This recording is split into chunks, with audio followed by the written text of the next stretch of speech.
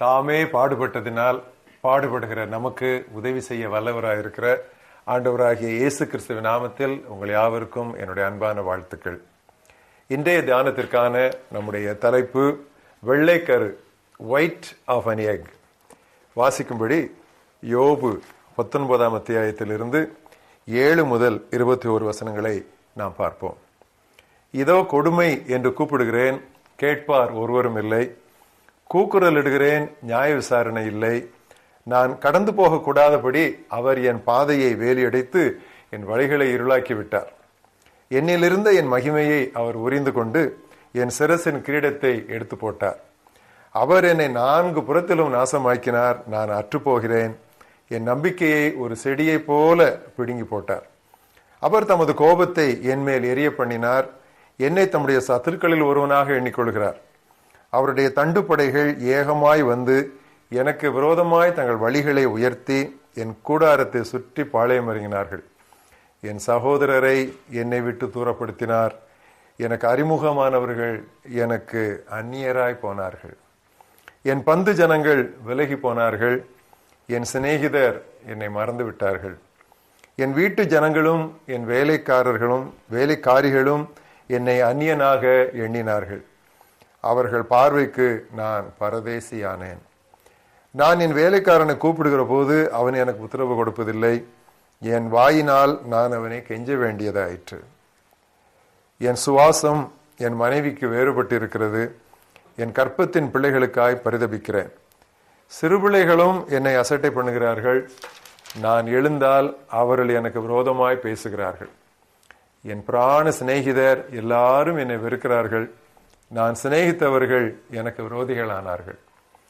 என் எலும்புகள் என் தோலோடும் என் மாம்சத்தோடும் ஒட்டி கொண்டிருக்கின்றன. என் பற்களை கூட கொஞ்சம் தோல் மாத்திரம் தப்பினது. என் சிநேகிதரே, எனக்கு இரங்குங்கள், எனக்கு இரங்குங்கள். தேவனுடைய கை என்னை தொட்டது. ஒரு பரிதாபமான ஒரு அறிக்கை, யோபுவினுடைய அறிக்கை.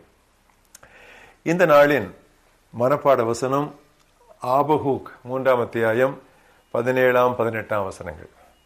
அத்திமரம் துளிர்விடாமல் போனாலும், தொழுவத்திலே மாடு இல்லாமல் போனாலும் நான் கர்த்தருக்குள் மகிழ்ச்சியாய் இருப்பேன். Though the fig tree does not bud and no cattle in the stalls, yet I will rejoice in the Lord. யோபுவிலே ஒரு முக்கியமான ஒரு வசனம், ஒரு கேள்வி உண்டு. முட்டையின் வெள்ளைக்கருவில் சுவை உண்டோ என்று யோபு புலம்பினார். 6ஆம் அத்தியாயம் 6ஆம் வசனம். சுவை இல்லைதான், ஆனால் அதில் சத்து உண்டு. பாடுகள் நம்முடைய நம்பிக்கை எந்த அளவிற்கு இருக்கின்றன என்று அளந்து நமக்கு அதை சுட்டி காட்டுகின்றன. விசுவாசத்தை துவக்குகிறவரும் முடிக்கிறவருமாகிய ஆண்டவராகிய இயேசு கிறிஸ்துவை விட்டு நம்முடைய கண்களை எடுத்தவுடன் நாம் ஏதாவது ஒரு சிக்கலுக்குள் மாட்டிக்கொள்வோம். சீடர்களை பற்றி தெரியும். இயேசுவோடு கப்பலிலே பயணம் செய்து கொண்டிருந்தார்கள். மூழ்க துவங்கியதும் அவர்கள் கதறினார்கள். அப்போது ஆண்டவர் அவர்களை பார்த்து, ஐயோ பாவம் என்று சொல்லவில்லை, உங்கள் விசுவாசம் எங்கே என்றுதான் கேட்டார். பாடுகளை நாம் சரியான விதத்தில் சகித்தால் நம்முடைய விசுவாசம் பலப்படும், உறுதிப்படும். உபத்திரவத்தின் உச்சகட்டத்தில் இருக்கும் பொழுதுதான் பழம் பக்தனாகிய யோபு சொன்னான், அவர் என்னை கொன்று போட்டாலும் நான் அவர் மேல் நம்பிக்கையா இருப்பேன். ஒரு வீர முழக்கம் அது.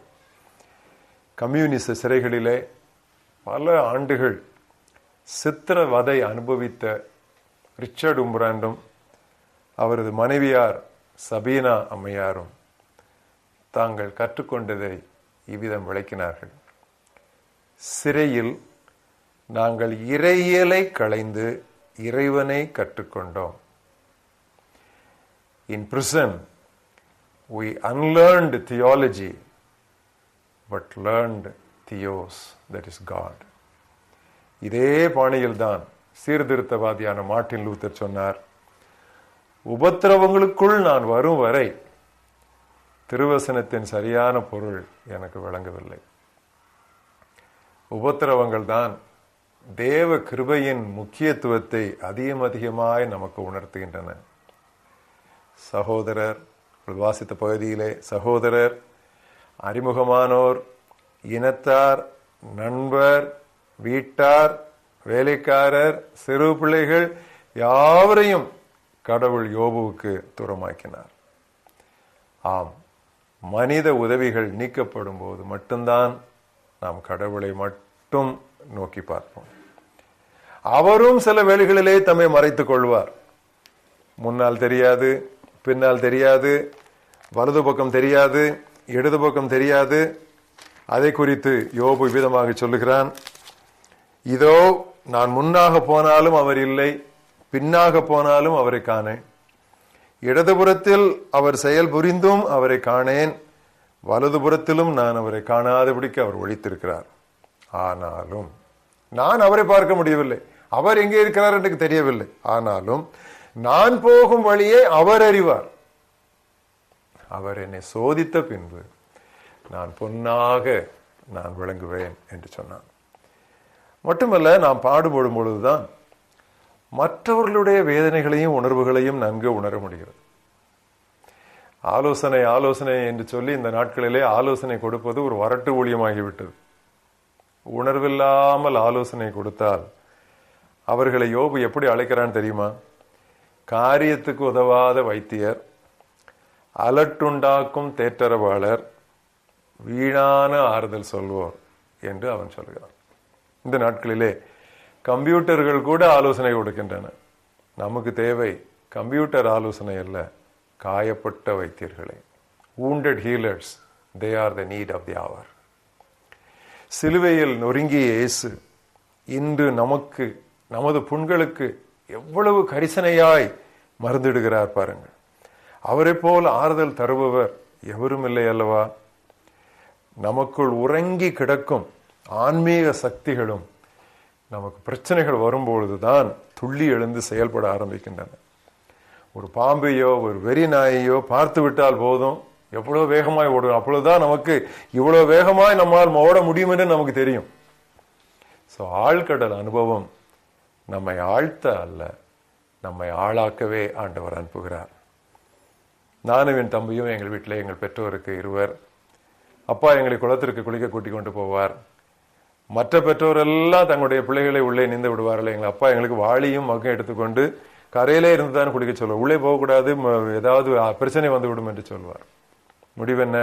என்னோடு சேர்ந்த நண்பர்கள் எல்லாருக்கும் நீந்த தெரியும், எனக்கு மட்டும் நீந்தவே தெரியாது. கடப்பாறை நீச்சல் தான்.